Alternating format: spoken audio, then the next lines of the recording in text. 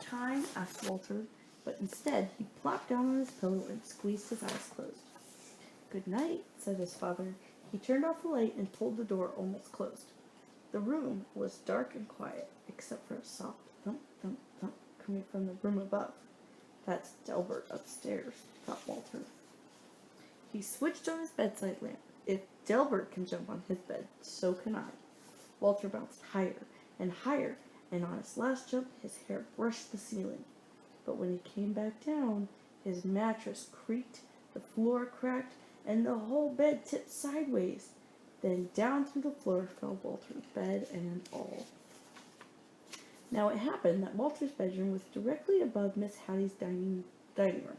She was more than a little surprised when a bed fell through her ceiling, and Walter landed in her plate of spaghetti and meatballs.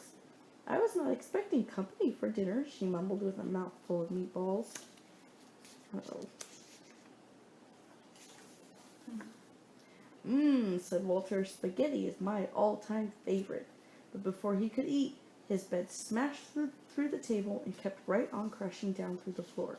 Down and down fell Walter and Miss Hattie, the plate of spaghetti, the bed, and all. Miss Hattie's dining room was above Mr. Matty's TV room.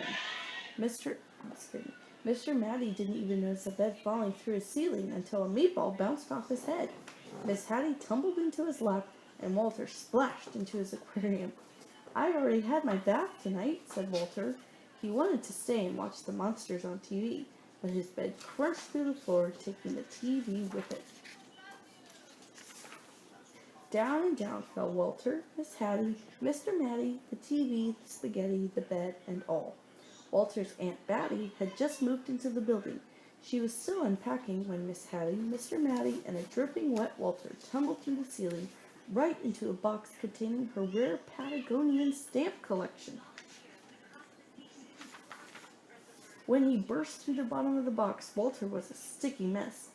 "I see you've started collecting stamps," said Aunt Batty as she followed Walter through the new hole in the floor. Down and down fell Walter, Miss Hattie, Mr. Matty, Aunt Batty, the stamp collection, the TV, the spaghetti, the bed, and all. Patty and Natty had worked 3 days building their dream house with blocks. Afraid that Fatty Cat might knock something over, they carefully shooed her out for the night. Then the upstairs neighbors came through the ceiling. "Excuse us," said Walter, remembering his manners. "We won't be staying long." The words were barely past his lips when Walter's bed dashed through the floor and continued on its way. Down and down fell Walter, Miss Hattie, Mr. Matty, Aunt Batty, Patty, Natty, Fatty Cat, the stamps, the TV, the spaghetti, the bed, and all. The last thing Mr. Hanratty ever expected to see was a bed coming through his studio ceiling, followed by nearly everyone in the building.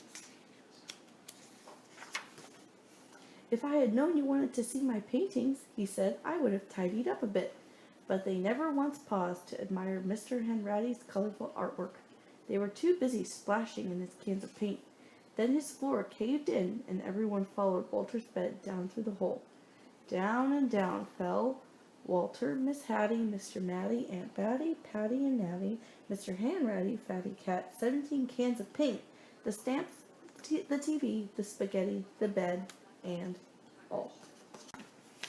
Maestro Ferlinghetti and his string quartet were astonished by the colorful crowd that fell from the ceiling. The maestro loved an audience, even if they dropped in unannounced.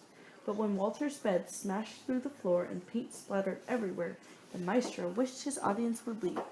And so they did, along with his string quartet. Maestro Ferlinghetti's practice room floor was also the basement ceiling. It was dark and quiet as midnight down there.